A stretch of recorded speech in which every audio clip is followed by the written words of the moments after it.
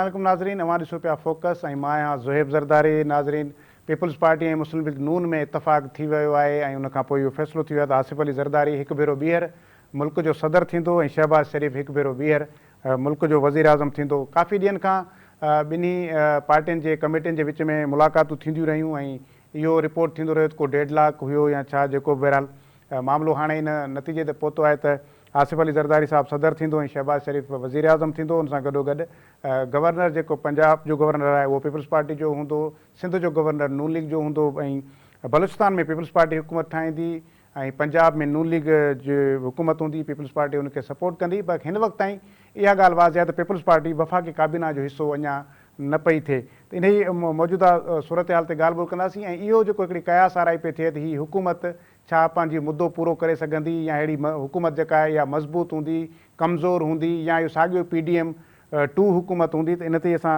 ॻाल्हि ॿोल कंदासीं। आसमा शिराज़ी साहिबा सीनियर एंकर पर्सन आहिनि, मूंसां गॾु टेलीफोन लाइन ते मौजूदु आहिनि। आसमा साहिबा अस्सलाम वालेकुम। जी वालेकुम अस्सलाम। आसमा साहबा, काफ़ी दिनों से बहरहाल नून लीग और पीपल्स पार्टी के दरमियान मुज़ाकरात तो चल रहे थे। कभी ये रिपोर्ट हो रहा था कि डेडलॉक है, कभी ये कि वो मुतालबात नहीं माने जा रहे, लेकिन बिलाखिर ऐलान हो गया कि जरदारी साहब दोबारा सदर बनने जा रहे हैं और शहबाज शरीफ दोबारा वज़ीर आज़म बनने जा रहे हैं। तो ये इत्तेफाक आपको क्या डेडलॉक किस मामले पर था कि इतनी देर लग गई दोनों को? फिर बहरहाल मेहरबान राजी तो हो गए आपस में, लेकिन वजह क्या थी कि इतने दिन लग गए इनको?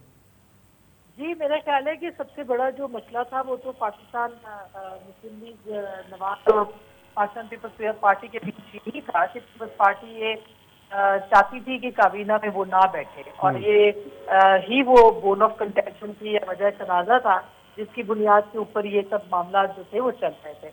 तो अब जाहिर है कि अगर इसको देखा जाए तो अब वो मामला जो है वो तय हो गया और किसी तरीके से पाकिस्तान पीपल्स पार्टी को एक फेस सेविंग भी मिल गई। अब वो काबीना का हिस्सा नहीं बनेंगे फिलहाल, लेकिन आगे जाके हो सकता है कि ये इम्कानात बढ़ जाए।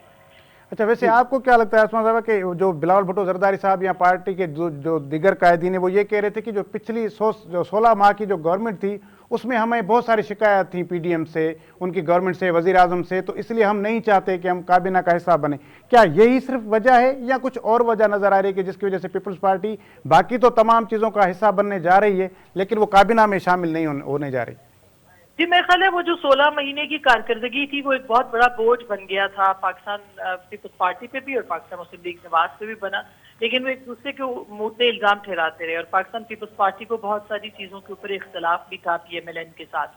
मसलन जो उनकी मुआशी पॉलिसियां थी उनसे भी इख्तलाफ था।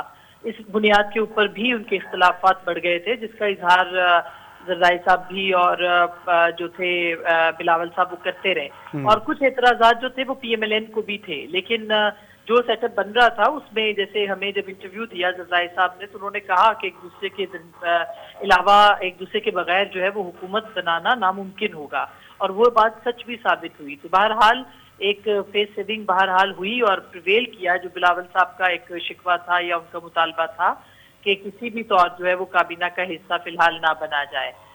हो सकता है कि ये बात हमेशा के लिए हो, लेकिन मुझे इसके इम्कानात कम लगते हैं कि किसी जगह पे आके किसी स्टेज पे पाकिस्तान पीपल्स पार्टी को काबीना का हिस्सा बनना पड़ सकता है।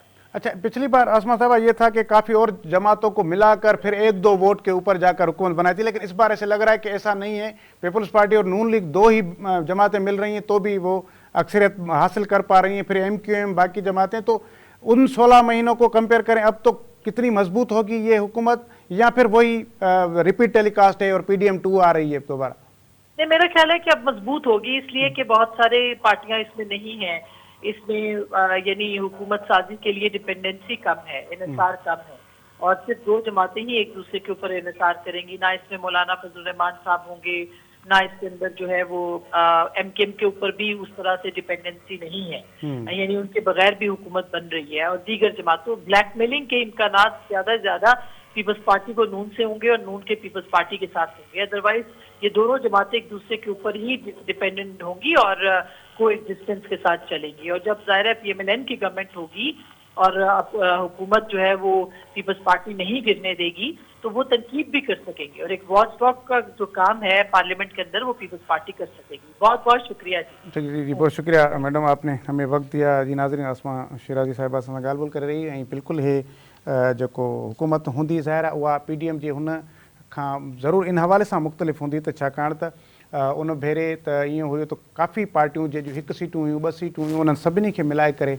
हुकूमत ठाही वई हुई, पर हिन वक़्तु रुॻो पीपल्स पार्टी ऐं नून लीग 2 जमायतूं जॾहिं पाण में मिली वयूं आहिनि त उन्हनि खे उहा अक्सरियत जेका आहे सा उहा मिली वई आहे। ऐं हाणे MQM जेका 3 नंबर ते हिन पार्टी अचे थी उनखे बि उनखे बि शामिलु करण जी का एॾी वॾी ज़रूरत पेश न पई अचे, पर उनखे शामिलु हो करे सघनि था। ऐं इहो ई सबबु आहे जो हिन भेरे JUI जेका आहे उहा नून लीग सां जीअं राब्तो कयो, जंहिंजे करे उहा हाणे उनजो हिसो न आहे। यानी कि PDM जो जेको सरबराह आहे जेका उहो ख़ुदि PDM त मौजूदु आहे ऐं PDM जी अक्सरियत जमायतूं जेके वॾियूं जमायतूं उहे हुकूमत में बि हूंदियूं, पर ख़ुदि PDM जो सरबराह जेको आहे उनजी पार्टी हिन भेरे हुकूमत जो हिसो न हूंदी। उन्हनि जी अॼु का मुलाक़ात बि थी आहे नून लीग जे अॻुवाणनि सां, जंहिंमें उन्हनि खे चयो वियो त तव्हां देरि करे छॾी ऐं पीपल्स पार्टी सां असांजा मामला तइ थी विया आहिनि।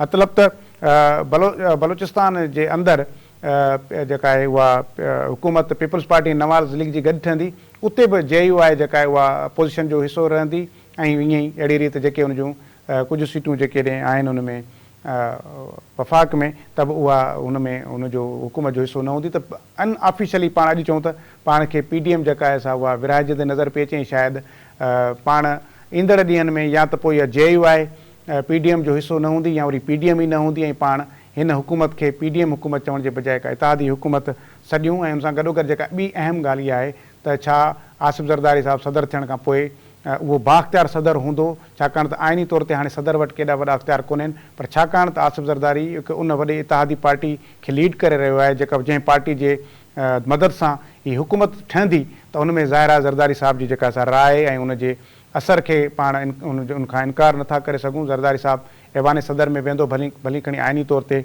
उन वटि के अख़्तियारात न हुजनि, पर सियासी तौर ते आसिफ़ ज़रदारी वटि तमामु घणा अख़्तियारात हूंदा ऐं उन्हनि अख़्तियारनि जो ज़रदारी साहिबु कहिड़े नमूने सां इस्तेमालु करे थो, कहिड़े नमूने सां उन हुकूमत सां गॾु हले थो, इहो ईंदड़ वक़्त में पाण खे ख़बर पवंदी। बहरहाल शयूं हाणे क्लियर थी चुकियूं आहिनि त मुस्लिम लीग नून ऐं पाकिस्तान पीपल्स पार्टी गॾिजी हुकूमत ठाहे रहियूं आहिनि ऐं ईंदड़ कुझु ॾींहंनि जे अंदरि इहो हुकूमत साज़ी जो अमल मुकमल थी वेंदो ऐं शहबाज़ शरीफ़ हिकु भेरो ॿीहर मुल्क जो वज़ीर आज़म ऐं आसिफ़ अली ज़रदारी हिकु भेरो ॿीहर मुल्क जो सदर थियण पियो वञे। ब्रेक जो वक़्तु आहे, ब्रेक वठूं था, ब्रेक खां पोइ